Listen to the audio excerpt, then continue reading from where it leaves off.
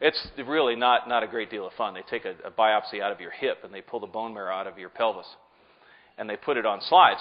And the doctor, the oncologist, came into my ICU room and he goes, "Yeah, I've got some bad news." And I said, "Well, I've already had some pretty bad news. What other news do you have?" He said, "We can't find any healthy bone marrow. It's 100% cancerous. There's just no healthy cell on any of the slides." I said, "Wow, that's bad news." He said, "Yeah, I don't know how this is going to go." I said, "Well, what does this look like? I mean, what's my sort of life expectancy?" That's what everybody wants to know. How long do I have? That famous question. Well, they don't really know. But if you look up what I have, which is multiple myeloma, on any of the many websites on which you can look it up, the first thing you'll read is always fatal. It's true, it is. And so, of course, with something that discreet, your family goes home and they read about it, and then they begin their grieving process. They were telling my wife, I now learned, although they didn't tell me at the time, that they didn't think the odds were all that high of me getting out of the ICU, actually. That was going to be iffy because I had water on my heart, I had water in my lungs, I was bleeding out of my nose, I had complete kidney failure, and 100% cancerous bone marrow. So they thought this might be the end because I'd been running every day, and for years, 18 years, I ran 4 miles a day, and I was in great health, I ate well.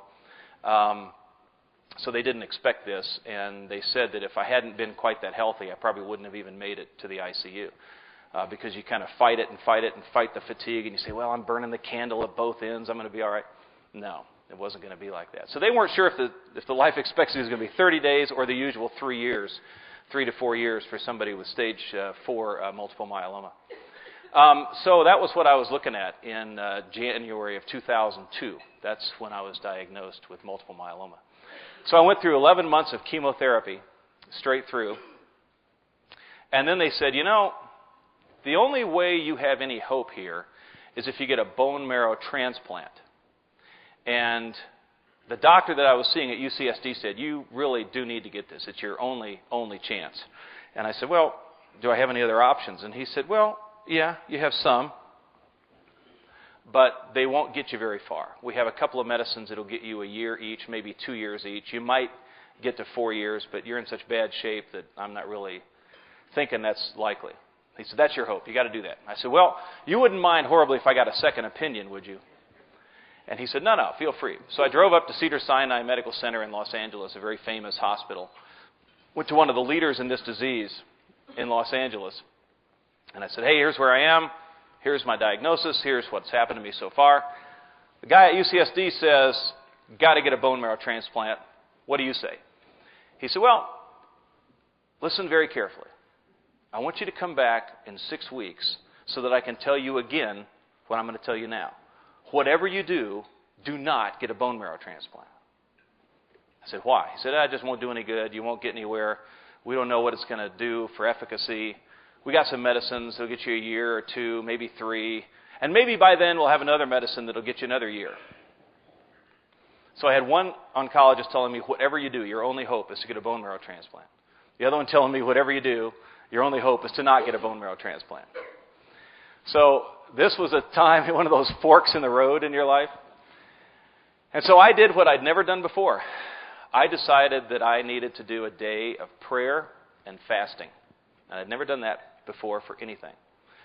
And I did. And since I live in San Diego County, of course, I thought, I'm going to go to the beach. I'm going to go sit on the sand in Del Mar. For those of you that have been to Del Mar, it's a really beautiful spot.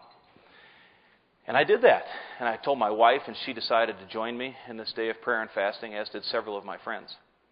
And I went to the beach, and I sat there, and I looked over the horizon on this just gorgeous, beautiful, clear day, just trying to find out why it was I wasn't 98 and old and tired instead of 48, and what it is that God had for me in this process. And it was hard. It's very difficult to stare that in the face. Very difficult. But what I'd like to do is back up and explain to you how I got to the point where I was sitting on the beach and that I resorted to prayer. It wasn't just a last act of desperation. This really went back to who I was and where I started. When I was growing up, I grew up in Indiana. My father was a professor at Purdue, And I grew up in the crazy late 60s and early 70s days where, we think things are crazy now. I think they were doubly crazy then.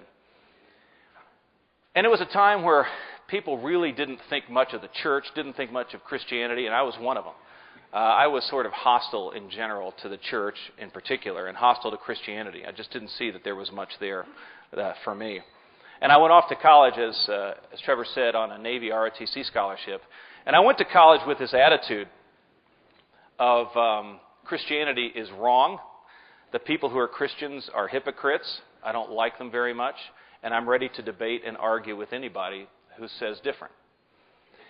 Not a real healthy attitude, but it was, the usual 18 sort of attitude. But the thing that sort of surprised me is when I got to college and started doing that and debating with people and arguing, which you kind of can do in college unlike almost any other time in your life. I had to step back and evaluate whether I really believed in God. Is God real? Does he really exist? And who is this Jesus Christ person that everybody keeps talking about? And I came to the conclusion that I had to decide once and for all whether there was any truth out there. And the thing that I concluded very quickly was, I just can't accept the idea that there is no God. That just doesn't ring true with my experience. It just doesn't. I can't look at a sunset and say that God did not create that. I can't look at a rainbow or the mountains or a creek or the ocean or the love of another human being and say God just doesn't exist. This is all just a coincidence of molecules. That position was never intellectually attractive to me. I just never was lured in that way. But I did want to know what truth was. I thought there was truth. I thought there was a God of some sort. But what did it mean? Was it Buddhism? Was it Taoism, as C.S. Lewis calls it? Was it Islam? Was it Hinduism? Were they all sort of making the same route up the mountain and they were all going to get to the same destination? It kind of didn't matter.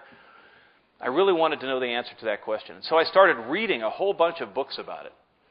I read books about Hinduism and Buddhism and Islam, and I read Mere Christianity by C.S. Lewis. And it suddenly occurred to me that it didn't have that much to do with the church. What it had to do with was the person of Jesus Christ. It all kind of came down to that. Did he exist? And if he did, who was he? Because if he didn't exist, then there's really nothing to worry about in that regard. But if he did exist, if he was a human and walked on earth, who was he? It seemed to me to be a critical question. And you don't run into too many people, at least I haven't in my life, that will outright say Jesus did not ever exist. He's a complete fable. Not very many people say that. They just don't. They'll say, yeah, he was a good guy, great prophet, good teacher, holy man. They'll at least grant that. But I'm not sure that we're given that option. As C.S. Lewis pointed out, and it just came home to me, there really only are three choices. Either the person who claimed to be Christ was a lunatic, the kind of person you see on the street corner claiming to be God, or he was completely sane and was a liar when he claimed to be God and claimed to be the only way to salvation. He was just making it up and lying as a completely sane person. Or he was, in fact, who he claimed to be. When he said, I and the Father are one, he meant it. When he said, when you have seen me, you have seen the Father, he meant it. When he said, no one can come to the Father but through me, he meant it. And that kind of scared me, because I really wanted this idea that if I condemned the church in my own mind, if I condemned the Crusades or the Spanish Inquisition or something that I didn't know that much about, I could feel okay about not really dealing with Jesus as a person. But when you set aside the church, say, deal with that later. Let's deal now with the truth. Let's deal with who was Christ, who was he, and was he who he claimed to be. And so I was faced with this decision. I realized that I had, after reading the Gospel of John, come to the conclusion that he did in fact claim to be Christ. He did in fact claim to be God himself, incarnate. And the question then in my mind was, what was I going to do about it? And there was all this talk about how you have to accept Christ as a personal Savior into your own heart. And I went, oh man, I don't want to do that. Because then I have to go to Africa and be a missionary.